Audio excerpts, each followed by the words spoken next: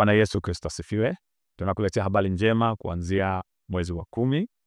Wewe ambaye ungetamani au unatamani kujifunza neno la Mungu kwa fasiri sahihi kama linavyofundishwa katika Biblia takatifu, au yamkini ungependa kujua mambo yaliyoingizwa katika imani ya Kikristo kwa kinyemela, au ni wewe ambaye una shauku ya kuwa na muda na watumishi wa Mungu kuyaangazia mafundisho na dhana potofu zinazolikumba kanisa katika hizi siku tunazoishi, na yamkini unalo jambo ambalo ungetamani kushirikishana na watumishi wa Mungu kwa ajili ya maombi na kumsihi Bwana aweze kufanya njia.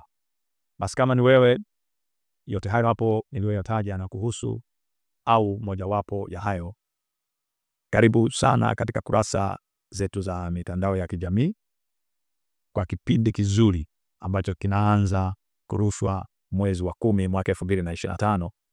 Kipindi chetu kizuri kinachoitwa Mawimbi ya Uamsho. Katika kipindi hicho utaweza kuyaona yote ambayo nimeyataja hapo awali. Ni mimi mtumishi wa Mungu, Mchungaji Didi Ngoma wa kanisa la JCC, na kualika na karibu katika vipindi hivi katika kurasa zetu za mitandao ya kijamii. Mungu wa mbinguni akubariki. Amina.